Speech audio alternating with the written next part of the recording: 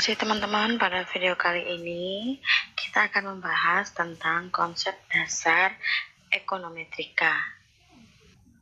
Jadi seperti kita ketahui, riset di bidang ekonomi, keuangan, manajemen, pemasaran, dan disiplin ilmu terkait lainnya itu semakin bersifat kuantitatif. Oleh karena itu, mahasiswa pada semua jurusan, hampir di semua jurusan ekonomi itu diwajibkan untuk mengambil mata kuliah ekonometrika. Jadi secara sederhana bisa kita artikan bahwa ekonometrika itu merupakan sebuah pengukuran indikator ekonomi. Namun ekonometrika itu bukan hanya sekadar pengukuran secara kuantitatif terhadap konsep-konsep ekonomi seperti PDB atau produk domestik bruto, inflasi, import, ekspor. Namun ekonometrika juga itu bisa memiliki arti yang sangat luas, di mana secara luas ekonometrika dapat didefinisikan sebagai ilmu sosial di mana perangkat teori ekonomi, matematika, dan statistik inferensial diterapkan dalam menganalisis fenomena ekonomi. Jadi ini yang diambil dari dalam buku pengertian yang dalam buku Gujarati. Namun ada banyak juga pengertian lainnya seperti dalam Gujarati juga, dalam Samuelson dalam Gujarati juga ditemukan bahwa ekonometrika ini sebagai hasil dari suatu tinjauan tertentu tentang peran ilmu ekonomi mencakup aplikasi statistik matematik atas data ekonomi guna memberikan dukungan empiris terhadap model yang disusun berdasarkan matematika ekonomi serta memperoleh hasil berupa angka-angka. Namun secara garis besar bisa kita artikan bahwa ekonometrika itu terdiri dari tiga, yaitu teori ekonomi, matematika ekonomi, dan statistika ekonomi. Jadi ekonometrika itu merupakan mata kuliah yang patut dipelajari secara persis karena ada beberapa alasan. Jadi tiga teori tadi ini, teori ekonomi, matematika, dan statistika ekonomi ini menjadi alasan kenapa kita harus belajar ekonometrika. Jadi misalnya dalam teori ekonomi kita akan membuat pernyataan atau hipotesis yang sebagian besar itu bersifat kualitatif. Contohnya, teori mikroekonomi itu mengatakan bahwa dengan asumsi hal-hal lain bersifat konstan, yang kita kenal dengan istilah ceteris paribus, maka kenaikan harga suatu barang atau jasa diperkirakan akan menurunkan jumlah permintaan atas barang dan jasa tersebut. Jadi teori ekonomi mendalilkan suatu hubungan yang bersifat negatif atau terbalik antara harga dan jumlah permintaan barang yang dikenal dengan istilah kita disebutnya kaidah permintaan dengan kurva yang menurun, atau secara sederhana kita sebut kaidah permintaan.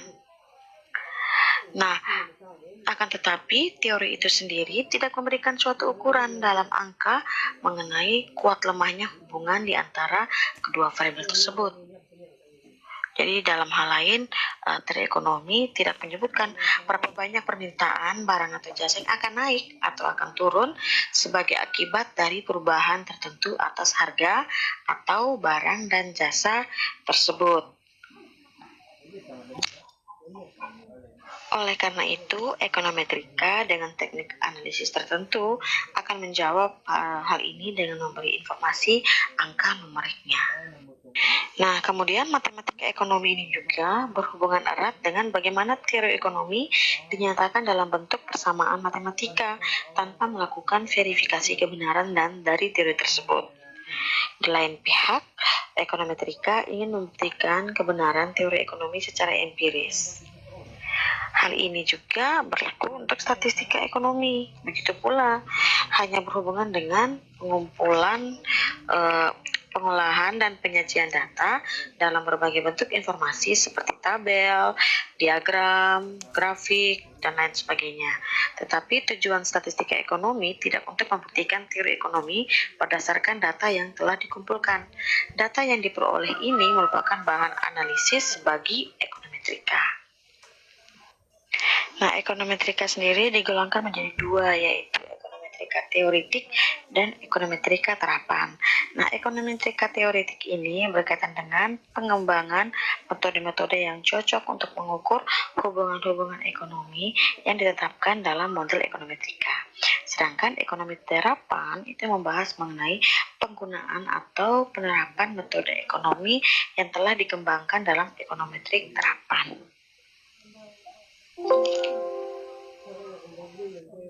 Kendati statistik matematik menyediakan banyak perangkat yang dapat digunakan bagi pengujian teori ekonomi, namun pakar ekonometrika juga sering memerlukan metodologi khusus karena sebagian besar data ekonomi itu bersifat unik, yakni bahwa data tersebut tidak selalu dihasilkan melalui suatu eksperimen data ekonomi yang terkendali ya, seperti halnya pakar di bidang meteorologi, pakar ekonometrika umumnya tergantung pada data yang tidak dapat dikendalikan secara langsung.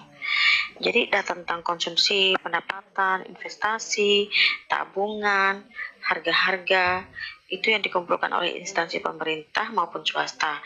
Pada hakikatnya bukan dihasilkan dari suatu eksperimen. Nah, pakar ekonometrika ini mengambil data ini apa adanya. Hal ini menimbulkan persoalan-persoalan khusus yang biasanya tidak dihadapi dalam statistik matematik. Lagi pula, data semacam itu mungkin mengandung kesalahan pengukuran atau mungkin juga pembulatan, dan pakar ekonometrika mungkin perlu mengembangkan metode analisis khusus guna mengatasi masalah kesalahan pengukuran tersebut. Nah, metodologinya itu untuk metode ekonometrika yang pertama itu kita mulai dari membuat pernyataan teori atau hipotesis. Nah, pada langkah awalnya ini kita mencari teori ekonomi yang cocok dengan topik yang ingin kita pelajari. Dalam teori ekonomi tenaga kerja, jadi ada dua hipotesis yang saling berlawanan dengan pengaruh keadaan ekonomi terhadap kesediaan orang untuk bekerja. Hipotesis tenaga kerja berkurang menyatakan bahwa apabila keadaan ekonomi memburuk yang tercermin dari naiknya angka pengangguran, banyak penganggur yang putus asa dalam mencari pekerjaan dan kemudian memilih keluar dari angkatan kerja. Sebaliknya, ada hipotesis lain lagi, yaitu hipotesis tenaga kerja bertambah. Nah, ini menyatakan bahwa apabila keadaan ekonomi memburuk, banyak tenaga kerja sekunder yang saat ini belum memasuki pasar tenaga kerja, contohnya ibu rumah tangga, terus pelajar juga bisa, mungkin memutuskan untuk masuk ke dalam angkatan kerja seandainya pencari nafkah di keluarga tersebut kehilangan pekerjaannya. Jadi sering kita temukan ada ibu rumah tangga yang jualan online, ada mahasiswa bahkan pelajar sudah aktif untuk jadi penjual. Nah, kendati pekerjaan yang didapat oleh tenaga kerja tersebut ini berupah rendah, penghasilannya dapat menutupi sebagian pendapatan yang hilang dari pencari nafkah utamanya. Jadi misalnya bapak keluarga menganggur, maka ibu rumah tangga yang dulunya itu tergolong dengan bukan mencari angkatan kerja terpaksa harus melakukan pekerjaan seperti jualan online gitu ya. Apakah kemudian tingkat partisipasi angkatan kerja menjadi bertambah atau berkurang? Jadi itu akan tergantung pada kekuatan relatif antara efek tenaga kerja bertambah dan efek tenaga kerja berkurang. Bila efek tenaga kerja tadi bertambah atau hipotesis tenaga kerja tadi bertambah lebih dominan, maka tingkat partisipasi angkatan kerja akan meningkat kendati pun angka pengangguran tinggi. Sebaliknya, jika efek tenaga kerja berkurang lebih dominan, maka tingkat partisipasi angkatan kerja akan menurun. Nah, bagaimana kita dapat menyelidiki hal ini? Nah, inilah yang akan sekarang kita pelajari dan kita menjadi pertanyaan empiris untuk kita. Nah, untuk keperluan untuk menjawab pertanyaan empiris tadi, maka kita memerlukan informasi kuantitatif. Nah, informasi yang kita butuhkan itu yang pastinya data yang akan menjawab tentang pengaruh relatif tadi. Nah, ada dua yang variabel akan kita ambil, yaitu angka pengangguran dan tingkat partisipasi angkatan kerja. Nah, data yang akan kita gunakan ini juga ada berbagai macam jenis data. Nanti akan kita bahas berikutnya. Langkah berikutnya adalah menentukan model matematis dari teori tersebut. Nah, untuk mengetahui pengaruh angka pengangguran terhadap tingkat partisipasi angkatan kerja, maka hal pertama yang perlu dilakukan adalah kita menggambarkan kedua variabel tersebut dalam bentuk diagram pencar atau scatter diagram. Diagram pencar tersebut itu bermanfaat untuk memperlihatkan bahwa bagaimana korelasi antara tingkat partisipasi angkatan kerja itu berkorelasi negatif dengan angka pengangguran, yang kemungkinan menyiratkan bahwa efek tenaga kerja berkurang lebih besar daripada efek tenaga kerja bertambah sebagai tafsiran awal. Nah, kita dapat menggambar sebuah garis lurus melalui titik-titik yang terpencar dan menuliskan hubungan antara tingkat partisipasi angkatan kerja dan angka pengangguran dengan model matematis sederhana. Persamaan ini menunjukkan bahwa tingkat partisipasi angkatan kerja itu berkorelasi linear dengan angka pengangguran. Beta 1 dan beta 2 itu disebut sebagai parameter dari fungsi linear, di mana beta 1 itu disebut juga dengan titik potong yang menyatakan besarnya nilai tingkat partisipasi angkatan kerja bila mana angka pengangguran sebesar 0. Sedangkan beta 2 disebut sebagai kemiringan atau slope, yang kemiringan tersebut mengukur tingkat perubahan tingkat partisipasi angkatan kerja untuk setiap 1 unit perubahan angka pengangguran. Atau secara lebih umum dapat dikatakan bahwa kemiringan atau lereng mengukur tingkat perubahan nilai variabel di sisi kiri persamaan untuk setiap unit perubahan nilai variabel di sisi kanan persamaan. Koefisien kemiringan beta 2 ini dapat bernilai positif apabila hipotesis tenaga kerja atau efek tenaga kerja bertambah lebih besar daripada efek tenaga kerja berkurang, atau negatif apabila efek tenaga kerja berkurang lebih besar daripada efek tenaga kerja bertambah. Jadi kalau kita perhatikan scatter di atas ini, nah ini merupakan tingkat partisipasi angkatan kerja dan ini merupakan angka pengangguran.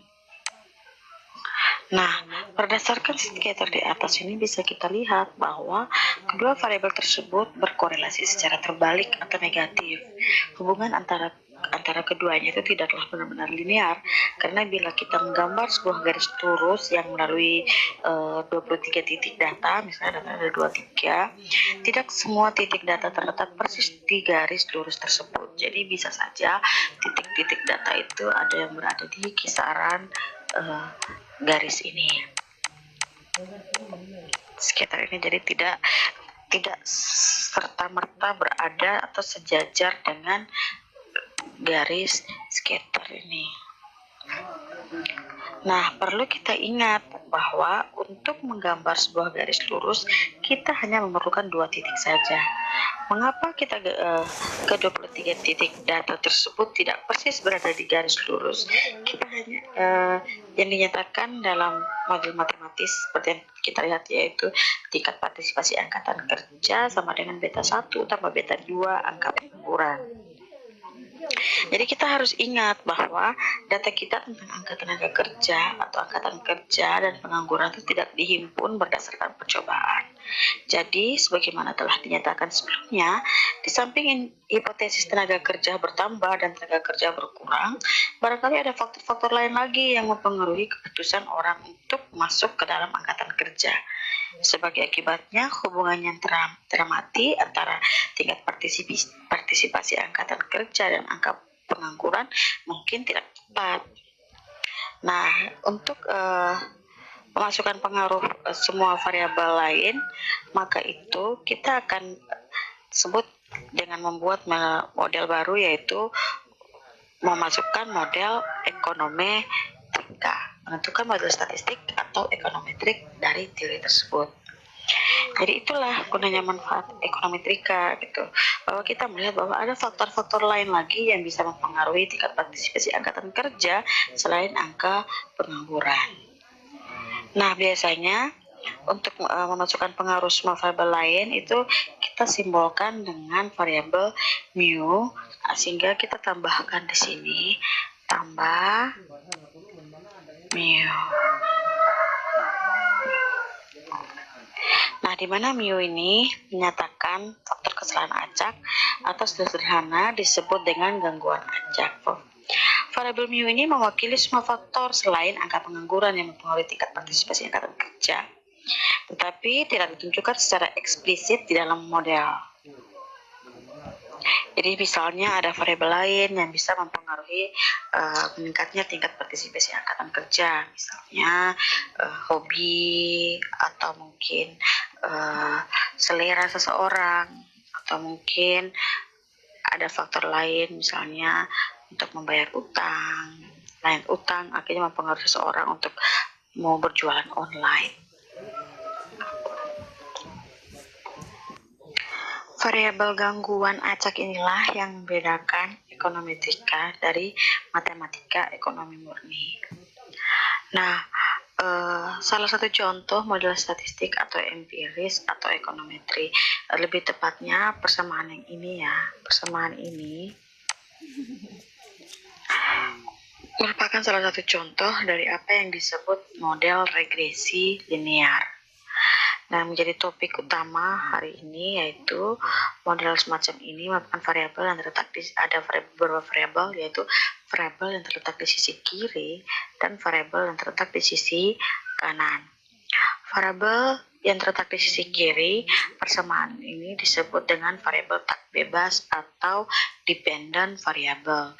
Nah, variabel yang terletak sebelah kanan itu dinamakan dengan variabel yang bersifat menjelaskan atau explanatory variable, atau kita sebut juga dengan variabel bebas yang sering juga disebut dengan independent variable.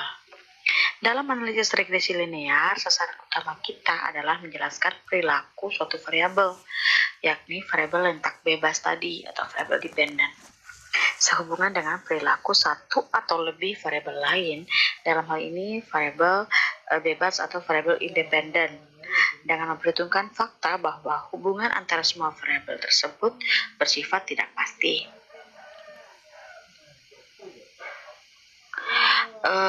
Untuk model ekonometri yang itu ada tambahan gangguan acak atau biasa kita sebut dengan galat ya.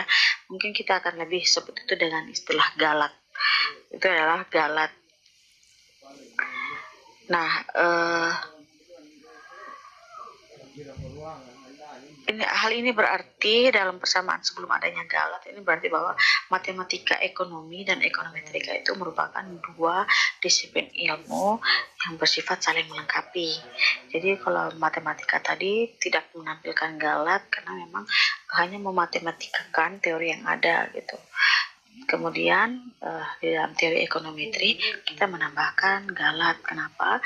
Karena kita melihat bahwa ada faktor lain lagi yang dapat mempengaruhi tingkat partisipasi angkatan kerja, di mana data yang kita peroleh itu, data awal itu tuh adalah data yang tidak dilakukan dengan sebuah percobaan, sehingga kita bisa mengantisipasi atau bisa melihat lain lagi bahwa ternyata ada variabel-variabel lain yang bisa mempengaruhi tingkat partisipasi angkatan kerja selain angka pengangguran.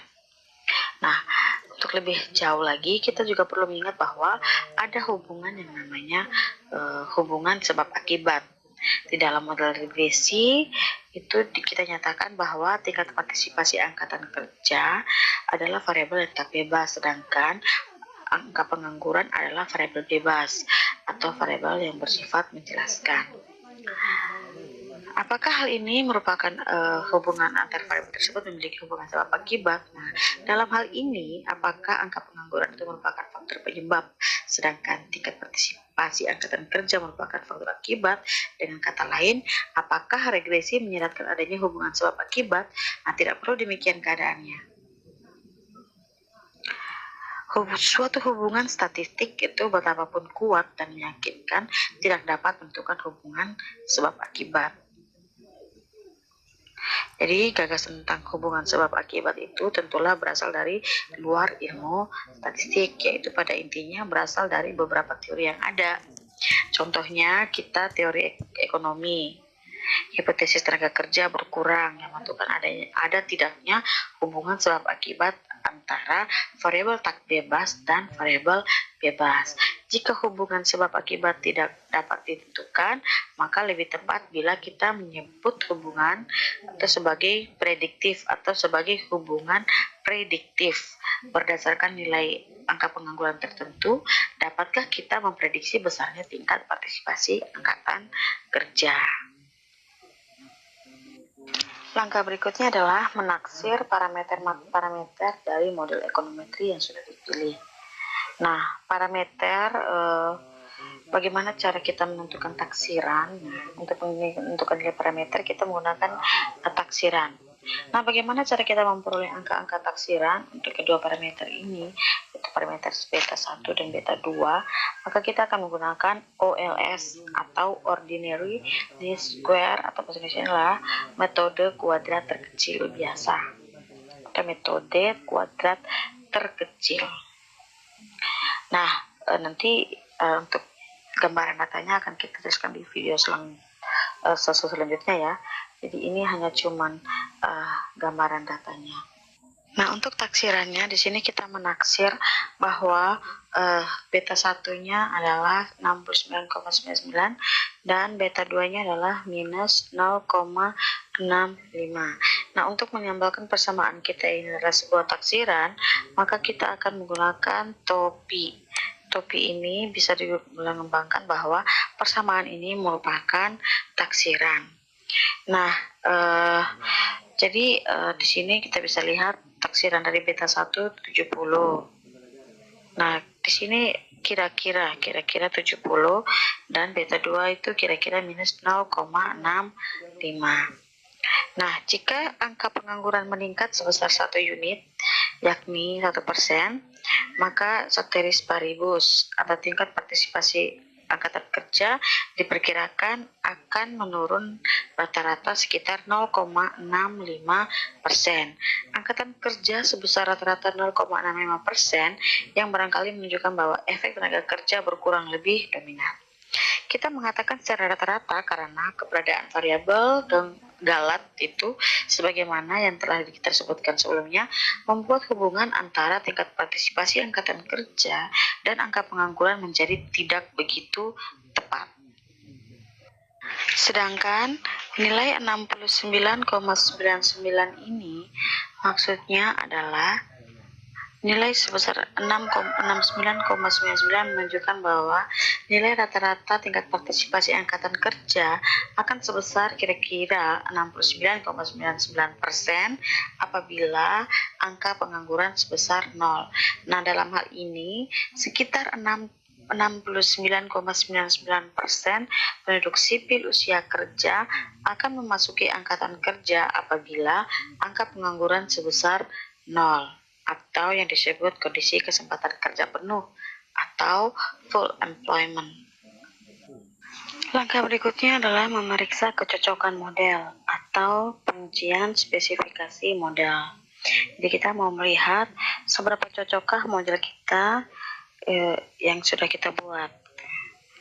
Memang benar bahwa orang akan mempertimbangkan kondisi pasar tenaga kerja itu yang diukur dengan angka pengangguran sebelum memasuki pasar tenaga kerja. Jadi contohnya pada tahun 82, di mana pada tahun tersebut terjadi resesi. Jadi angka pengangguran sipil di Amerika Serikat itu mencapai sekitar 9,7%. Bandingkan dengan angka pengangguran pada tahun 2001 yang hanya sebesar 4,8%. Nah, orang mungkin lebih tidak tertarik masuk ke dalam pasar tenaga kerja pada saat angka pengangguran mencapai 9% dibandingkan pada waktu angka pengangguran sebesar 5%. Akan tetapi, ada faktor-faktor lain yang juga berpengaruh terhadap keputusan seseorang untuk masuk ke dalam angkatan kerja. Contohnya, tingkat upah atau pendapatan per jam yang berlaku di pasar tenaga kerja juga merupakan variabel penentu yang penting. Setidaknya dalam jangka pendek, tingkat upah yang lebih tinggi dapat menarik lebih banyak pekerja ke dalam pasar tenaga kerja dengan asumsi bahwa semua hal lain tidak berubah atau ceteris paribus. Nah, untuk mengetahui bobot dari variabel tersebut, kita juga akan menggunakan data tentang rata-rata pendapatan real per jam, di mana pendapatan real itu dihitung berdasarkan harga konstan pada tahun 1982. Nah, ini persamaannya seperti yang ini. Tingkat partisipasi angkatan kerja ditambahkan dengan angka pengangguran dan rata-rata pendapatan real per jam. Nah, persamaan ini merupakan salah satu contoh model regresi linear berganda. Berbeda dengan persamaan yang di atasnya, itu merupakan salah satu contoh model regresi linear sederhana. Nah, dalam model regresi dua variabel ada satu variabel bebas, sedangkan dalam model regresi berganda ada beberapa variabel bebas atau banyak. Perhatikanlah bahwa dalam model regresi berganda, persamaan yang kedua itu kita juga memasukkan faktor gangguan acak atau yang kita sebut dengan galak, karena berapapun jumlah variabel bebas yang dimasukkan ke dalam model tidak akan mampu